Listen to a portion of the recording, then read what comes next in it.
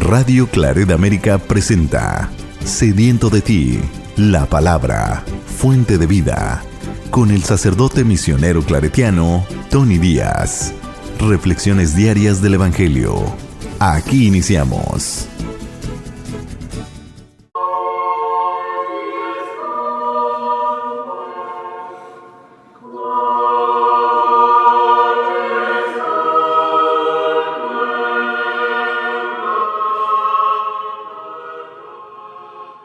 Bienvenidos hermanos a nuestras reflexiones bíblicas de las lecturas del día. Hoy es viernes de la 22ª semana del tiempo ordinario. Viernes de la 22ª semana del tiempo ordinario. La primera lectura de hoy viene de la primera carta de San Pablo a los Corintios, capítulo 4, versículos 1 al 5. Hermanos, procuren que todos nos consideren como servidores de Cristo y administradores de los misterios de Dios. Ahora bien, lo que se busca en un administrador es que sea fiel. Por eso, lo que menos me preocupa es que me juzguen ustedes o un tribunal humano, pues ni siquiera yo me juzgo a mí mismo. Es cierto que mi conciencia no me reprocha nada, pero no por eso he sido declarado inocente. El Señor es quien habrá de juzgarme. Por lo tanto, no juzguen antes de tiempo. Esperen a que venga el Señor. Entonces Él sacará a la luz lo que está oculto en las tinieblas. Pondrá al descubierto las intenciones del corazón y dará a cada uno la alabanza que merezca. Palabra de Dios. El salmo responsorial es el Salmo 36 y el responsorio es: la salvación del justo es el Señor. La salvación del justo es el Señor. Pon tu esperanza en Dios, practica el bien y vivirás tranquilo en esta tierra. Busca en Él tu alegría y te dará el Señor cuanto deseas. Pon tu vida en las manos del Señor, en Él confía, y hará que tu virtud y tus derechos brillen igual que el sol de mediodía. Apártate del mal, practica el bien, y tendrás una casa eternamente, porque al Señor le agrada lo que es justo y vela por sus fieles. En cambio, a los injustos los borrará de la tierra para siempre.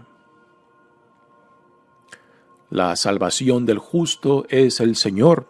En la tribulación Él es su amparo. A quien Él confía, Dios lo salva de los hombres malvados. La salvación del justo es el Señor. El Evangelio de hoy viene de Lucas capítulo 5 versículos 33 al 39. En aquel tiempo los fariseos y los escribas le preguntaron a Jesús: ¿por qué los discípulos de Juan ayunan con frecuencia y hacen oración, igual que los discípulos de los fariseos, y los tuyos, en cambio, comen y beben? Jesús les contestó: ¿acaso pueden ustedes obligar a los invitados a una boda a que ayunen mientras el esposo está con ellos? Vendrá un día en que les quiten al esposo, y entonces sí ayunarán. Les dijo también una parábola: nadie rompe un vestido nuevo para remendar un viejo, porque echa a perder el nuevo, y al vestido viejo no le queda el remiendo del nuevo.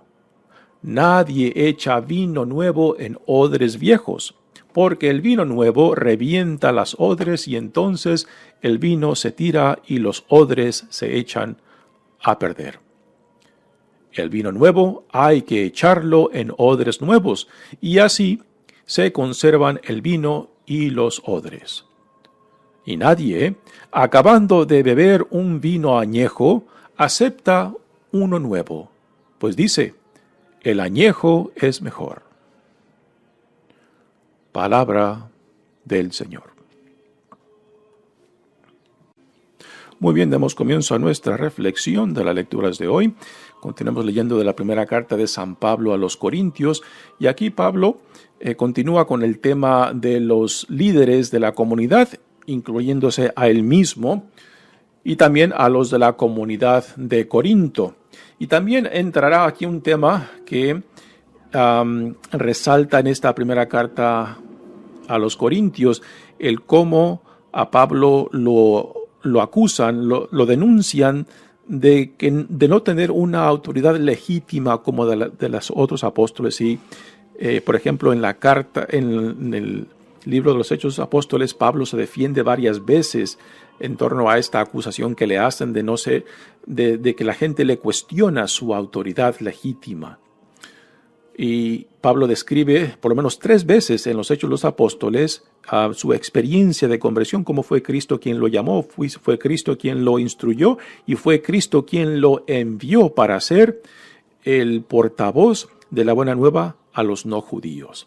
Y en eso Pablo centra su derecho de llamarse apóstol.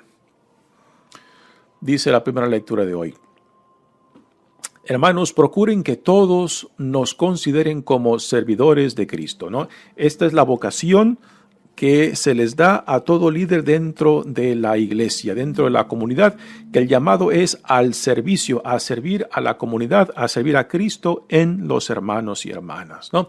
Y que por tanto, aquí se repite prácticamente con diferentes palabras lo que dijo Pablo en la lectura de ayer, de que los líderes le pertenecen a ellos, o sea, a la membresía de la iglesia y no la membresía a los líderes, que la membresía no está ahí para servir a los líderes. No, todo lo contrario, los líderes se les da ese llamado, ese liderazgo para servir a Cristo en los hermanos, para formarlos, para protegerlos, para guiarlos hacia donde Dios nos llama, que es el reino de Dios. Así que aquí Pablo simplemente está repitiendo lo que ya dijo antes, que nos consideren como servidores de Cristo y administradores de los misterios de Dios. ¿Qué es esto de los misterios de Dios? Por misterio no se entiende algo que está escondido. No, por misterio Pablo se refiere al conocimiento de Dios que es posible solamente por el Espíritu de Dios, por la gracia de Dios. En tiempos de Jesús, en tiempos de Pablo mismo, había diferentes religiones, diferentes cultos, y a los iniciados pues se les enseñaba, se les compartía esos misterios de esas religiones que existían en aquel entonces. Aquí Pablo está utilizando una palabra que era muy común en aquellos entonces, pero tiene un significado muy diferente cuando habla de misterios. De misterios no es algo reservado para unos solos cuantos. No, este misterio se le ofrece a todo aquella que se deje atraer por Dios. No es un misterio que está reservado para unos cuantos como pensaban los gnósticos, que se entendían a sí mismos como privilegiados, de que no todos tenían el privilegio de conocer a Cristo, de conocer a Dios, ¿no? De que eran selectos en cierta manera. Y no, el cristianismo no es una comunidad de selectos, no es una comunidad exclusiva, todo lo contrario. La iglesia cristiana es una comunidad inclusiva que abre las puertas a todos aquellos que se dejen atraer. Así que nuevamente por misterio aquí Pablo hace referencia a aquella sabiduría, aquel conocimiento que solo se nos da por medio de la gracia de Dios, por medio del Espíritu de Dios, y que cuando se nos da este conocimiento por la gracia de Dios, es este conocimiento que después nos lleva a compartirlo, a transmitirlos a aquellos. Pues el cristianismo fundamentalmente es un llamado misionero, que todo cuanto Dios nos da no simplemente es para nosotros, es para nosotros y para que por medio de nosotros también otros lleguen a conocer a Dios, y al conocerlo amarlo, y al amarlo servirlo, ¿no? Así que esto es lo que está dentro de esta palabra que Pablo utiliza, ¿no? Administradores de los misterios de Dios. Ahora bien, dice Pablo, lo que se busca en un administrador es que sea fiel. Y aquí entra el tema de las acusaciones y de las denuncias que algunos en esta comunidad de Corinto hacen en contra de Pablo. Parecen que cuestionan su autoridad, de que si es legítima o no. Y Pablo aquí se está defendiendo, pero no con rencor, y lo hace con mucha humildad. Dice, lo que se busca en un administrador es que sea fiel. Como servidor del reino, como servidor de Cristo, pues entonces ahí uno tiene que ser transparente para no aprovecharse de su posición de liderazgo para su propio beneficio, sino para el servicio del reino en los hermanos que son miembros de la iglesia.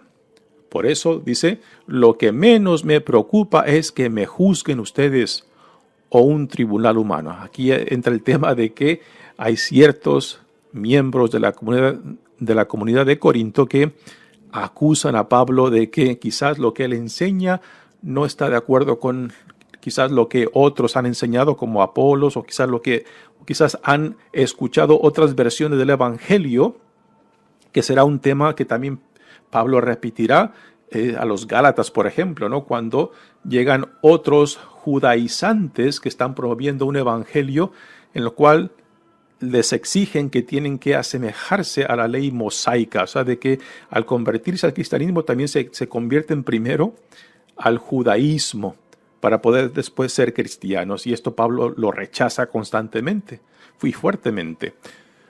Así que aquí a Pablo lo acusan de que quizás no, lo que él enseña quizás no está dentro de la tradición apostólica, y esto Pablo lo defenderá a capa y espada forzosamente.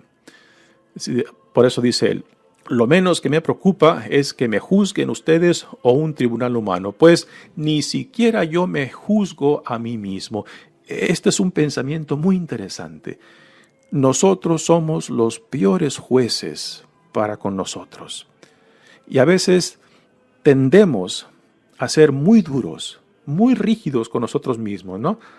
Esto lo vemos, por ejemplo, en el sacramento de la confesión, cuando el penitente viene y confiesa su necesidad de ser reconciliado, de ser sanado, de ser perdonado, ¿no?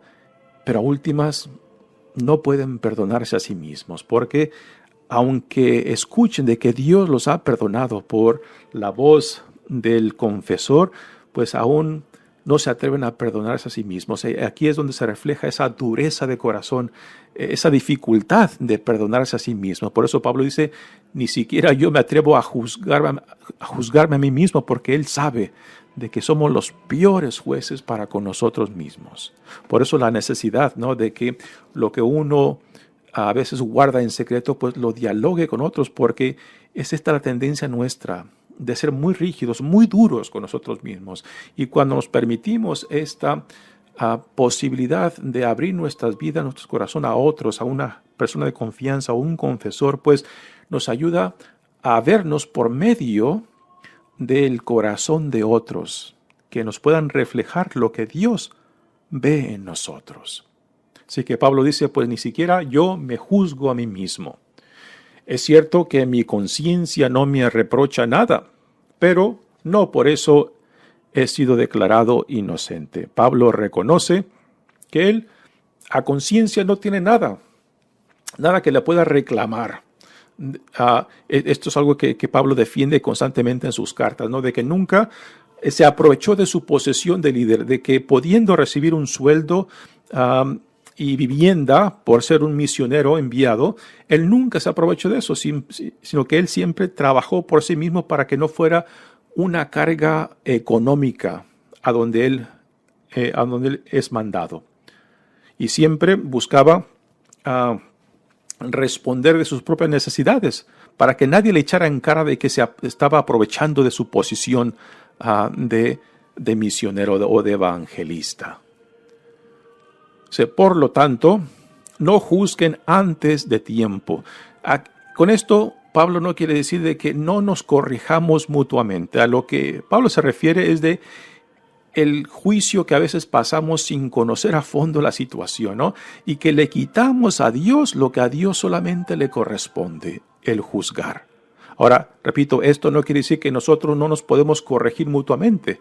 Sí, nos podemos llevar la atención mutuamente y buscar corregir aquello que es injusto, aquello que no es propio de la vida a la cual somos llamados en Cristo, ¿no? Y que llamemos a la corrupción lo que es, y llamemos a lo que es no justo injusticia, pero una cosa es denunciar el pecado y otra cosa es juzgar a la persona. El juicio de la persona le pertenece solamente a Dios. Denunciar el pecado, eso sí, está dentro de nuestro llamado a ser comunidad en Cristo. Pero saber cómo corregirnos, saber cómo construirnos mutuamente para el beneficio tanto del reino como de nuestras vidas. Dice, no juzguen antes de su tiempo, esperen de que venga el Señor. Y aquí Pablo se refiere a la segunda venida de Jesucristo. Ya Pablo, ya para entonces, en esta primera carta a los Corintios, ya no tiene ese regreso inmediato de Jesucristo. Ya su expectativa del regreso lo va dejando en manos de Dios y no pretende saber cuándo y cómo Jesús regresará. Pero sí, así dice que el juicio le pertenece solamente a Cristo. Esperen a que venga el Señor, entonces Él sacará a la luz lo que está oculto en las tinieblas. O sea, el juicio de las personas le pertenece solamente a Dios, a Cristo, ¿no? Y no se le podemos quitar de la mano para pasar juicio nosotros mismos. Pondrá al descubierto las intenciones del corazón y dará a cada uno la alabanza que merezca. Muy bien, pasemos ahora al Evangelio de hoy, que viene de Lucas. Estamos en el capítulo 5. Ayer escuchamos del llamado que Jesús hace a Pedro. Muy probablemente Andrés, aunque no se menciona, también está entre los primeros llamados, junto con Juan y Santiago, hermanos e hijos de Zebedeo. Y ahora Jesús, de la lectura de ayer a la de hoy, pues Jesús ha hecho un par de sanaciones a un leproso, a un paralítico. Después viene el llamado de Leví, que en Mateo se le llama Mateos, a ese recogedor de impuestos. Aquí Lucas le llama Leví. Y después viene uno de los primeros encuentros de Jesús con los escribas y los fariseos, que pasan a ser los críticos más difíciles que encontramos en los evangelios. Dice, en aquel tiempo los fariseos y los escribas le preguntaron a Jesús, ¿por qué los discípulos de Juan ayunan con frecuencia y hacen oración, igual que los discípulos de los fariseos, y los tuyos, en cambio, comen y beben, ¿no? Recordamos que Juan, cuando entró a su ministerio público de anunciar y de preparar a la gente para la venida del reino en Jesucristo, también se rodeó de discípulos. Y es muy probable de que algunos de los discípulos de Jesús primero fueron discípulos de Juan, y que después varios otros discípulos de Juan después se añadieron así para seguir a Jesús, después de que Juan identifica a Jesús como el que tenía que venir, o sea, el Mesías. Recordamos de la vida que Juan el Bautista vivía pues una vida muy rígida, una vida muy exagerada en cuestión de cómo se vestía, lo que comía, ¿no? Y que es muy probable de que Juan el Bautista pues compartía estas prácticas devocionales del ayuno con sus discípulos. Igualmente, los escribas y los fariseos pues eran muy rígidos en su vivir de las tradiciones, y también tenían ciertas prácticas del ayuno pues muy estrictas, aunque la ley mosaica solamente exigía un día al año de ayuno, pues los fariseos tenían 1 o 2 por semana como expresión de su fidelidad y de su devoción a Dios. Ahora vienen ellos y acusan a Jesús y a sus discípulos de que se la pasan en cenas, se la pasan en fiestas, ¿no? Y esto es algo muy típico del Evangelio de Lucas.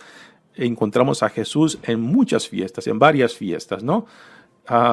Y es algo que le echan en cara de que se la pasa pues comiendo, ¿no? Y Jesús les responde: ¿acaso pueden ustedes obligar a los invitados a una boda a que ayunen mientras el esposo está con ellos?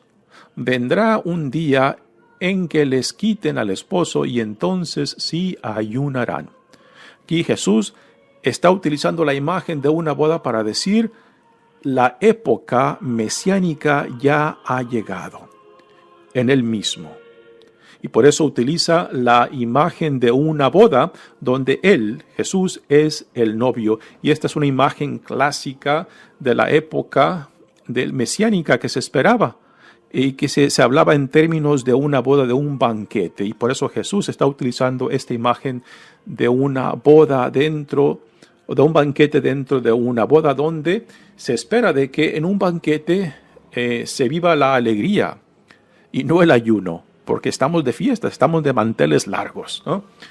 Así que los críticos, los escribas y los fariseos, si no entendieron esta imagen de la boda, pues tampoco van a entender quién es Jesús, cuál es su identidad, de dónde proviene su sabiduría, su espíritu, su poder y autoridad. Y esto es algo que nos dejan bien claro los evangelios, de que estos críticos de Jesús, tanto los fariseos como los escribas, pues porque no entendieron su proveniencia, pues tampoco entendieron su identidad. Identidad como el enviado de Dios, como el Mesías, el Cristo. Continúa Jesús y ahora nos da un par de parábolas en las cuales nos deja claro, y esto es muy particular del Evangelio de Lucas. El Cristo del Evangelio de Lucas nos deja claramente que en Cristo algo nuevo y radical se está llevando a cabo y que no es simplemente de parchar o de remendar lo antiguo, no, algo nuevo y radical se está llevando a cabo en Jesucristo, y a esto vienen ahora estas parábolas que Él nos da.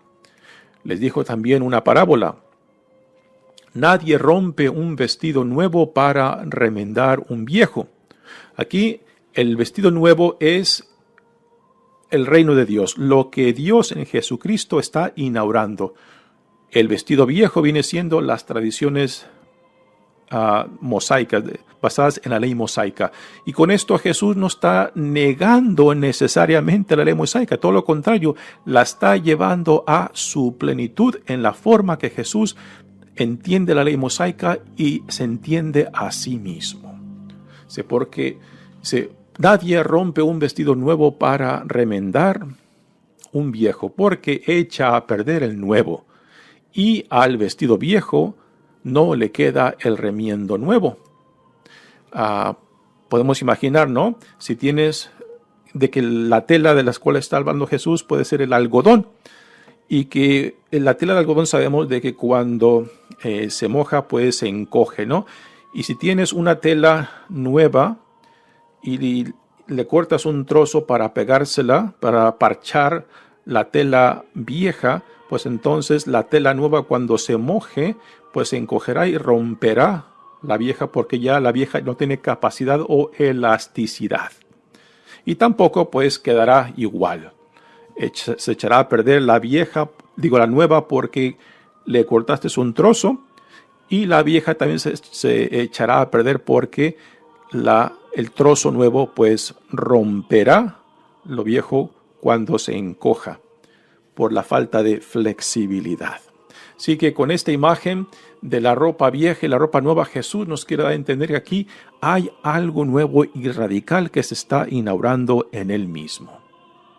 Y después a esto le sigue otra imagen para complementar lo que acaba de decir. Nadie echa vino nuevo en odres viejos. Parece que el vino lo añejaban en odres, que vienen siendo pieles de animales, particularmente de cordero o de chivo. Entonces, cuando el vino se está fermentando, produce gases. Y cuando produce gases, pues se expande. Si el vino nuevo lo ponen en odres nuevas, entonces esas odres, ese cuero, esa piel, tienen la capacidad de resistir la expansión que los gases de la fermentación del vino producen. Pero odres ya viejas, que ya han perdido la capacidad o la flexibilidad para poder resistir la expansión del vino cuando se fermenta, pues entonces romperá las odres viejas. Por eso Jesús dice, vino nuevo en odres nuevas, para que el proceso de fermentación y de añejamiento pueda ser resistido por las odres nuevas. Nadie echa vino nuevo en odres viejos, porque el vino nuevo revienta los odres y entonces el vino se tira y los odres se echan a perder. El vino nuevo hay que echarlo en odres nuevos, y así se conservan el vino y los odres. Así que aquí Jesús nos está diciendo algo muy, muy claro. Lo que Dios en él está haciendo, se requiere una nueva forma de pensar, de que no simplemente vamos a remendar lo antiguo. Se requiere el Espíritu de Dios para poder aceptar, para poder identificarse con lo que Dios en Jesucristo está llevando a cabo. Y esta es parte de la problemática que Jesús vive con los escribas y los fariseos y los otros líderes de la comunidad judía de su tiempo, de que no entienden, no aceptan y rechazan a Jesús porque están más identificados con lo viejo, con lo antiguo. Y repito, no es que Jesús esté rechazando, esté condenando lo antiguo. Jesús viene a llevar a la plenitud la ley mosaica, no a rechazarla, no para decir borrón y cuenta nueva, no. Jesús es un judío completo y entero, y él está parado sobre la tradición de la ley mosaica y de los profetas, pero la lleva a su plenitud.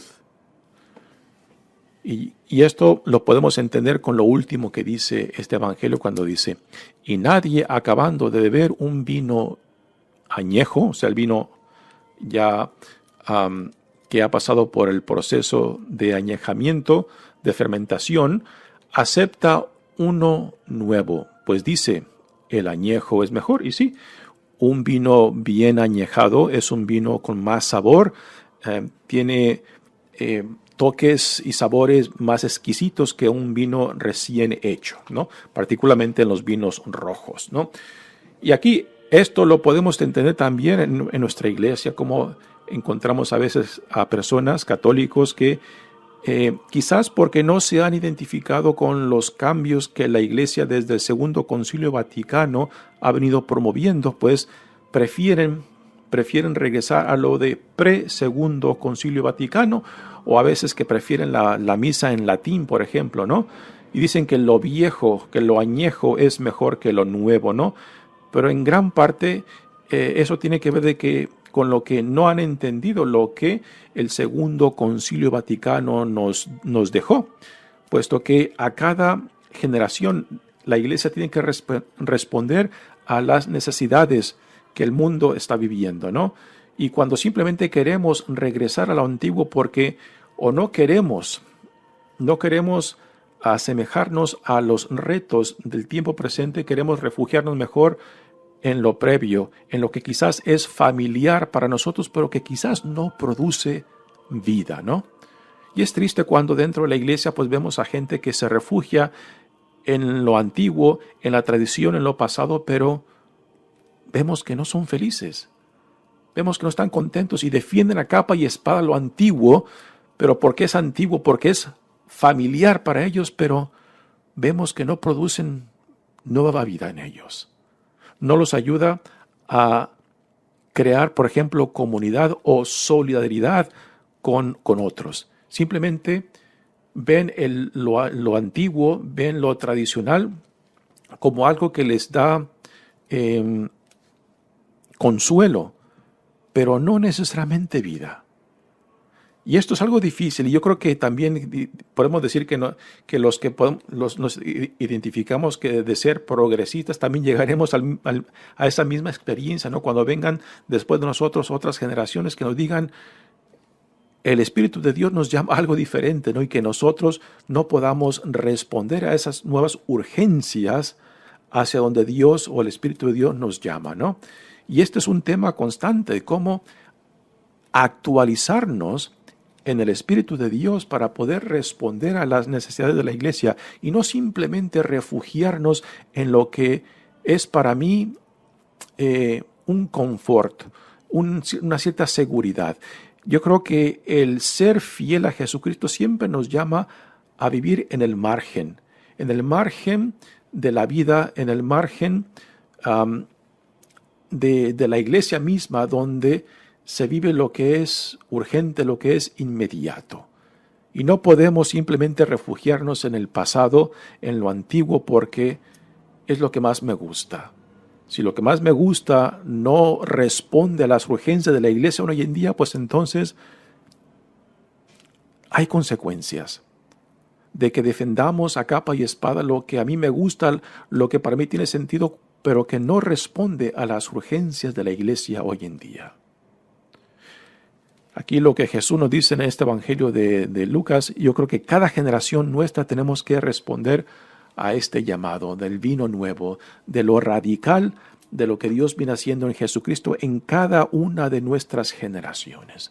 Mi nombre es Padre Tony Díaz, misionero claretiano. Que Dios los bendiga. Radio Claret América presentó Sediento de ti, la palabra. Fuente de vida. Sus comentarios son importantes. Contáctenos en radioclaretamerica@gmail.com.